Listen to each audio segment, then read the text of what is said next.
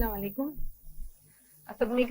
सभिनी खां पहिरीं थोराइती आहियां आदि अनीस जी ऐं डॉक्टर फहमीदा हुसैन जी जे मूंखे यादि कयो। ऐं एॾो को वॾो मुंहिंजो रोल कान्हे, आउं हिकिड़ी मामूली सी गवर्नमेंट ऑफिसर आहियां ऐं मुंहिंजी कोशिशि आहे त आउं वधि खां वधि पंहिंजो रोल प्ले करियां एजुकेशन खे बहितर करण में। 3-4 पोर्टफोलियोज़ आहिनि मूं वटि एजुकेशन डिपार्टमेंट में ऐं मुंहिंजी इहा कोशिशि आहे त घणो न, अगरि मुंहिंजी वजह सां 5 ॿार बि सिंध जा अगरि बहितरीन तालीम लाइ वञनि था त इहा मुंहिंजी कामयाबी आहे। एजुकेशन डिपार्टमेंट जे बारे में थोरी हल्को इंट्रोडक्शन ॾींदसि, उन खां पोइ ताकि हिते जेके माण्हू आहिनि उन्हनि खे ख़बर पइजी वञे त सिंध हुकूमत ऐं एजुकेशन खातो असल में करे छा पियो।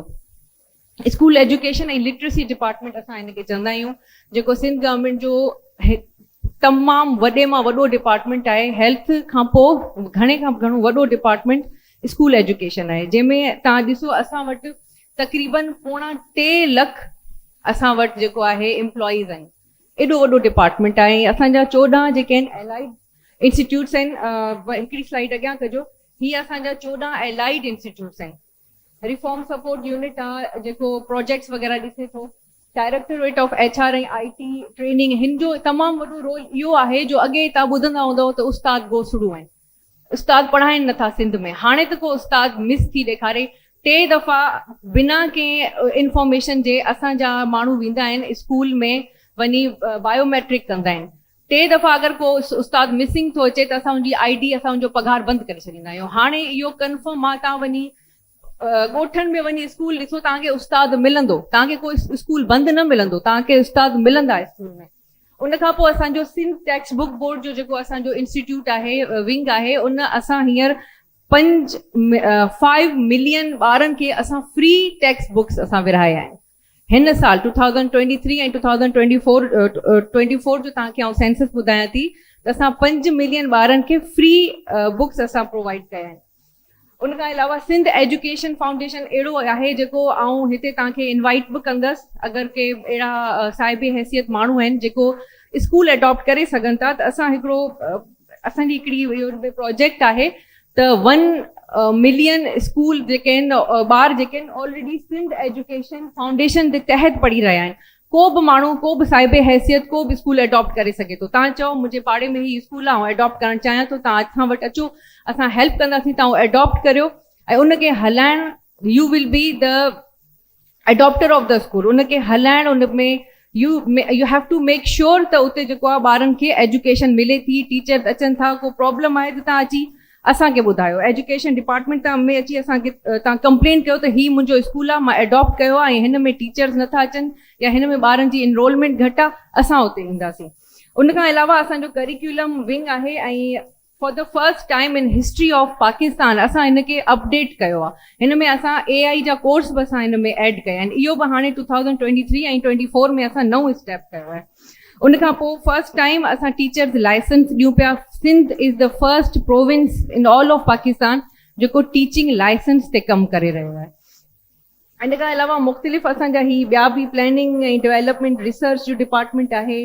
Directorate of curriculum assessment research आहे। Sindh teachers education development authority आहे जेका continuous professional development of teachers जो जेको आहे ॾिसी रही आहे। पब्लिक पार्टनर इन में आहे। PPP नोट जेको आहे, पब्लिक प्राइवेट पार्टनरशिप नोट, उन जे तहत असां प्राइवेट जेके NGOs आहिनि उन्हनि खे असां स्कूल्स ॾिना आहिनि गवर्नमेंट जा, ताकी उन में उहे हलाइनि। उन में तव्हां शहज़ाद रॉय जो नालो ॿुधो हूंदो। काफ़ी स्कूल आहिनि जेके इन जे तहत हली रहिया आहिनि ऐं क्वालिटी ऑफ एजुकेशन ॾेई रहिया आहिनि। अॻियां हलिजो। छा नथो करे? बिल्कुलु इन शइ ते आउं अचण वारी हुअसि त असांजे प्राइवेट स्कूलनि में सिंधी नथी पढ़ाई वञे। गुड क्वेश्चन, इहो तव्हांजो सुठो कॉमेंट आहे। अॻियां हलो। पब्लिक ऐं प्राइवेट पब्लिक स्कूल जी एम्प्लॉइज़ जी इंफॉर्मेशन आहे। ॾिसो हिते तव्हांखे प्रॉब्लम तव्हांखे ॾिसण में अचे पियो त प्राइमरी असां वटि 36,000 स्कूल आहिनि, उन खां मथे आहिनि ऐं मिडिल वरी 15 था थी वञनि ऐं उन खां एलिमेंट्री असां वटि 10,000 स्कूल आहिनि। हाणे जेको 5 क्लास खां पोइ जेको ॿारु पढ़े थो, उहो 6 लाइ त स्कूल ई कोन्हे। इहो हिकिड़ो वॾो चैलेंज आहे त प्राइमरी स्कूल मां ॿारु निकिरी किथां वञे। स्पेशली तव्हां ॻोठनि में वेंदव त उन में नियाणियुनि लाइ तमामु घणो मसइलो आहे। ॿार त वरी बि किथे बाइक ते चढ़ी हेॾां होॾां हली था वञनि, पर नियाणियुनि खे त वठी स्कूल वठण लाइ केरु आहे ई कोन। न्याणियुनि लाइ त तमामु घणा मसइला आहिनि, उन ते आउं अॻियां हली करे तव्हांखे ॿुधायां थी। ऐं इनरोलमेंट तव्हां असांजी चेक कयो, असां वटि हींअर 5 मिलियन ॿार अगरि सिंध में पढ़नि पिया त 5 मिलियन आउट ऑफ स्कूल आहिनि। उहे छो आहिनि, उन्हनि ते बि असां अचूं था। अॻियां हलो। ही प्राइवेट स्कूल जो जेको आहे असां वटि सेंसस असां कयो आहे। First time Sindh is the only province in all of Pakistan जे प्राइवेट स्कूल जो सेंसस कयो आहे। उन में तव्हां ॾिसो असां वटि अगेन प्राइवेट स्कूल में बि उहो ई प्रॉब्लम आहे त प्राइमरी तमामु घणा आहिनि, ऐं वरी जॾहिं क्लास 6-7 में असां अचूं था त वरी मिडिल स्कूल घटि था थी वञनि। एलिमेंट्री स्कूल जो तादाद बि घटि आहे, सेकेंडरी वरी कुझु बहितर आहे, ऐं हायर सेकेंडरी बि असां वटि तमामु घणा घटि आहिनि। हिते टीचर्स ॾिसो, प्राइवेट स्कूल में मेल टीचर तव्हांखे ऑलमोस्ट हाफ मिलंदा, फीमेल जो तादाद उन खां डबल आहे, ऐं पब्लिक में जेको आहे मेल डबल आहिनि ऐं फीमेल हाफ आहिनि। जो हाणे असां उन ते बि असां कमु कयूं पिया त वधि खां वधि असां फीमेल टीचर्स हायर कयूं। इनरोलमेंट जेका असां वटि आहे 5 मिलियन आहे, ऐं जेका प्राइवेट स्कूल में इनरोलमेंट आहे 4 मिलियन आहे। सिंध एजुकेशन फाउंडेशन जे जेके स्कूल आहिनि उन तहत 1 मिलियन जी असांजी इनरोलमेंट आहे, ऐं उन खां पोइ मदरसनि में 1 मिलियन ॿार ॿिया पढ़नि पिया। टोटल जेका असां वटि इनरोलमेंट स्टूडेंट्स जी उहा तक़रीबन 11 आहे, बट मदरसा वग़ैरह सभु मिलाए, ऐं आउट ऑफ चिल्ड्रन जेके आहिनि उहे असां वटि तक़रीबन ओतिरा ई आहिनि जेतिरा पब्लिक स्कूल में 5.2 अगरि इनरोलमेंट आहे त असां वटि आउट ऑफ स्कूल 5.6 ॿार आहिनि। असां 65,000 जेके असां टीचर्स हायर कया आहिनि उहे थ्रू कया आहिनि IB। हिन में न कंहिंजी सिफ़ारिश आहे, न हिन में का चीटिंग आहे। ये 100% असां मेरिट ते 65,000 असां टीचर्स खया आहिनि। तव्हां उन्हनि टीचर्स सां मिलो, ऐं पाण मिली आहियां, मूं उन्हनि सां ॻाल्हायो आहे, उन्हनि जो तव्हां लेवल ॾिसो।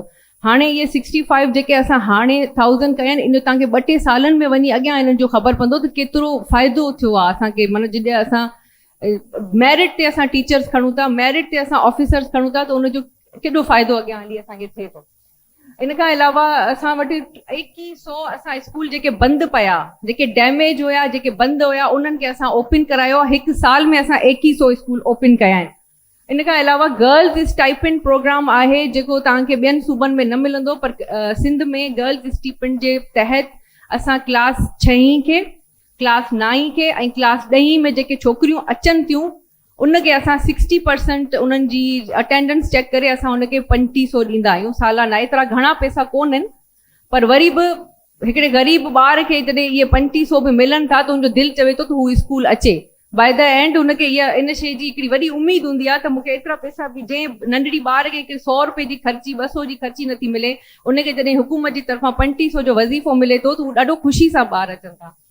इहो हिकिड़ो तमामु इम्पॉर्टेंट गर्ल्स स्टाइपेंड जो असांजो प्रोग्राम आहे। इन खां अलावा ही टीचर्स लाइसेंस जी मूं तव्हांखे ॻाल्हि कई, इन करिकुलम ते असां कमु करे रहिया आहियूं, असां स्टीम प्रोजेक्ट्स ते कमु करे रहिया आहियूं, ऐं असां फर्स्ट टाइम सिंध में ट्रांसजेंडर एजुकेशन पॉलिसी आंदी आहे, जंहिंजे तहत असां ट्रांसजेंडर्स खे पढ़ायूं पिया, ऐं ॿियो सुभाणे असीं उन्हनि खे टेक्निकल असां उन्हनि खे एजुकेशन ॾींदासीं।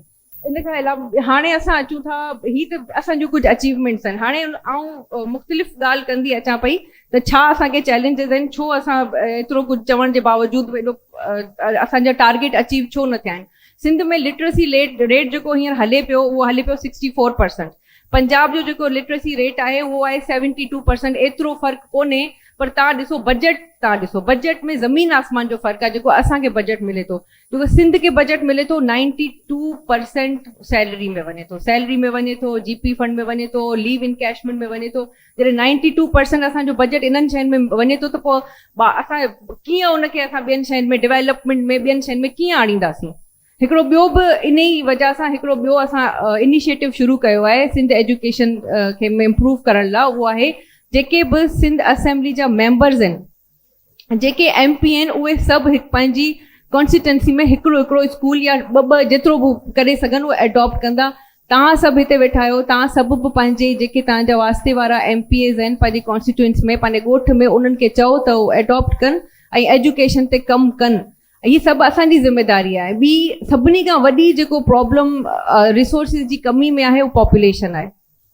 अॼु ताईं को बि पॉपुलेशन ते का गवर्नमेंट जी का पॉलिसी न ठही आहे। गवर्नमेंट त चयो, असां पाण छा था कयूं, असां पाण त ॾिसूं असांजे पंहिंजे घर में केतिरा ॿार आहिनि। 4 ॿार 5 ॿार 2 ॿार तव्हां पाण जेका चेंज आहे उहो पाण खां शुरू कयो। मुंहिंजी जस्ट हिकिड़ी धीउ आहे बसि, आई स्टॉप। त तव्हां इहा ॻाल्हि जॾहिं पॉपुलेशन जी कयां थी, जॾहिं मूं वटि 4 ॿार आहिनि, तव्हां कीअं ॿिए कंहिंखे चवां त तव्हां पंहिंजी पॉपुलेशन घटायो। त तव्हां पॉपुलेशन खे बि थोरो कंट्रोल कयो ताकी असांजा रिसोर्सिस जेके ऑलरेडी एतिरा कॉन्स्ट्रिक्ट आहिनि। ॾिसो न 90 असां वटि हाणे 40-50 अरबन जो असांजो रुपीज़ जो अर्बन जो असांजो बजट आहे, पर उहो काॾे थो वञे, सैलरीज़ में वञे थो। एतिरा ॿार असां एजुकेशन हुकूमत नथी पढ़ाए सघे, सभु त हुकूमत जी कोन्हे, कुझु त माण्हू पाण बि पंहिंजे पाण खे ठीकु करे। त बसि एतिरो घणो टाइम कोन खणंदसि, पर वेंदे वेंदे हिकिड़ो शाह लतीफ़ जो शेर चई वेंदसि त भलिया मूंखां भलिया जे इल्म जा साथी, सभु सिंधियासी थिया जिन पढ़िया ऐं पढ़ाया। Better than me are those who are companions of knowledge.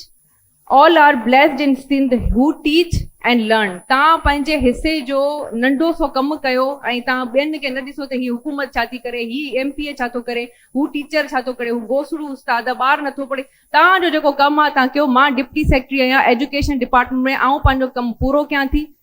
तव्हां पंहिंजो कमु पूरो कयो। तव्हां माउ आहियो त एज़ अ मदर थी पंहिंजो कमु कयो। टीचर आहे त उहो पंहिंजो एज़ अ टीचर थी ईमानदारी सां ऑनेस्टी सां पंहिंजो रोल करे, पोइ तव्हां 10 सालनि में ॾिसो त सिंध किथे थी पुॼे।